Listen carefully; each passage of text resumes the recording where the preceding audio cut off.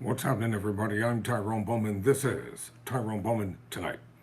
President Biden strategically moves to secure Democratic unity. So let's get down to the essence of this story. According to the Wall Street Journal, President Biden polled allies about what he can do to recapture the support of his party as he scrambled to keep his place at the top of the ticket amid deepening fissures in Democratic unity. Over the last 48 hours, Biden has called Democratic congressional leaders as well as his biggest allies in Congress, part of an all hands effort by the president and his senior advisors to reassure lawmakers, boost party morale, and convince skeptics that he is capable of serving another 4 terms in office.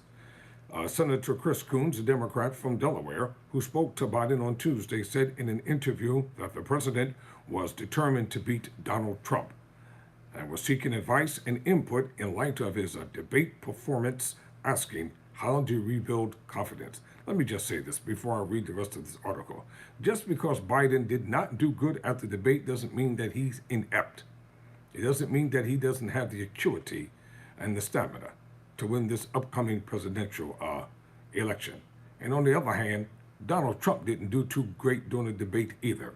And this is something that a lot of individuals don't want to talk about. The only network that's praising and worshiping and idolizing Trump is the racist and bigoted network.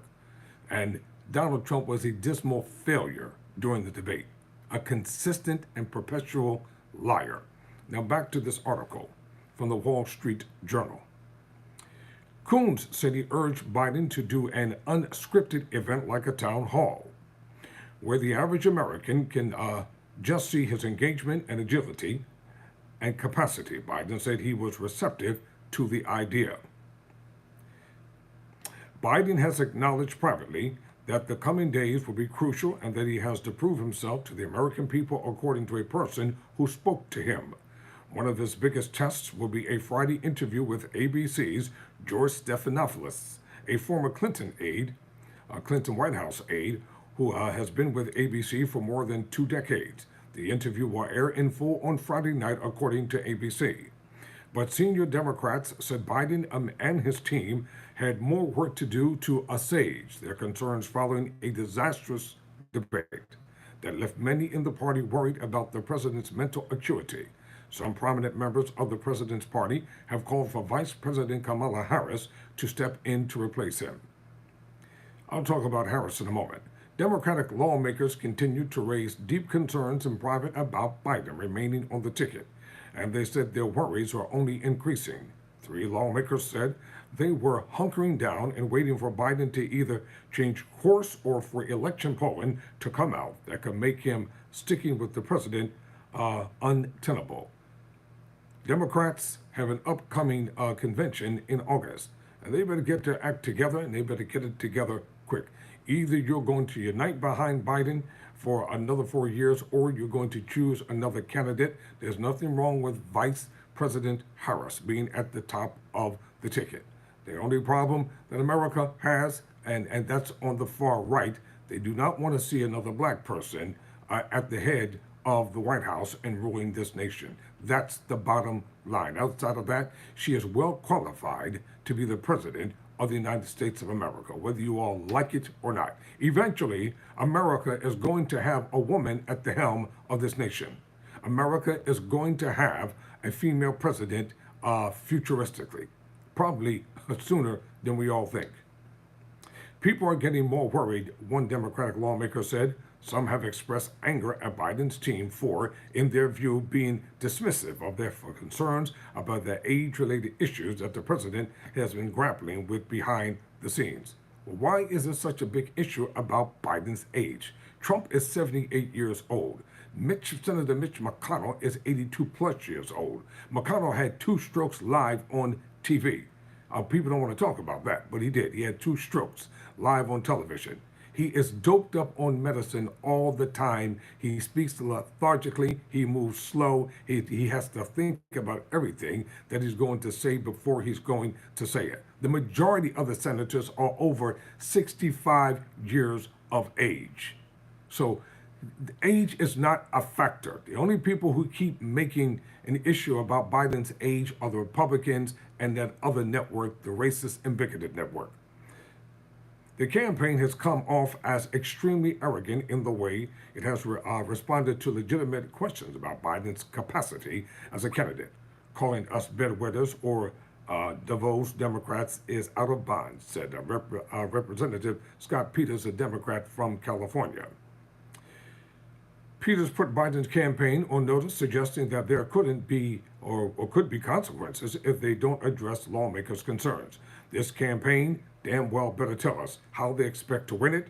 If they don't tell me that this week, call me back the next week, he said. Some Democratic lawmakers have considered sending Biden letters calling for him to step down as the party's nominee, according to several people familiar with the talks. Progressive lawmakers from the party's left flank discussed a letter, and vulnerable Democrats facing a competitive races talked about a separate letter. The people said by Wednesday afternoon it wasn't clear if the proposed letters would be sent to the president. Amid the wave of criticism, Biden remained defiant. Well, what is the issue here? Why is everybody calling for Biden to get out of the presidential race? You don't hear Republicans calling for Trump to abandon the Republican ticket. With all the stuff that Trump has got going on with him? Seriously. And they're still saying that he's the best that they have to offer. No, he's not the best that they have to offer. Let me tell you what's going on with the Republicans. It's called MAGA racism. MAGA hate for black people. That's it. MAGA bigots, MAGA racists, MAGA hate for black people. The Republican Party is infected with racism. They don't stand for anything that's logically sound. They have no sound issues at all. And this theme, the mantra about make America great again, I'm going to dissect that in Political Mind Games. Now let's get back to this article. Let me say this as clearly as I possibly can, and as simply, as straightforward as I can. Biden told his campaign staff on Wednesday, according to people with knowledge of his remarks, I am running. I am the nominee of the Democratic Party. No one's pushing me out. I'm not leaving. A Wall Street Journal poll released Wednesday found that Trump has opened a 6-point lead over Biden among voters nationally, with 80% saying the president is too old to run for a second term. The share of voters who say Biden is too old to run rose 7 points from the Journal's survey in February. The Journal's new poll was conducted in the days after the president's disastrous debate last week against Trump. Senator Strom Thurmond was over 100 years old when he passed away. He was the longest living senator in the Republican Party. So let's not play this mind game here. One day after the first Democratic member of Congress, Texas Rep. Lloyd Doggett, called on Biden to withdraw after lawmakers were raising concerns about the fallout of the president continuing to be the Democratic nominee. Representative Rule, from a Democrat from Arizona, told the New York Times that Biden should step aside. Two Democrats from Trump's leaning districts, Reps. Jared Golden of Maine and Marie Glueschamp Perez of Washington, said they thought Trump would win the election if Biden were the nominee. I'll tell you what, I think that the Democrats should choose another candidate and destroy the Republican Party. Because if they choose another candidate, the Republicans are not going to be able to win the election. They want Biden to stay in the race because they think that Trump can defeat him. See, if I were a politician, I'm going to tell you how I would handle it. Fire with fire. You come after me, I'm coming after you. It will be one knockout, dirty campaign. I'm not out here to win a popularity contest if I were a politician. I'm out to win an election. And you win elections by being strong. You win elections by destroying your opponent.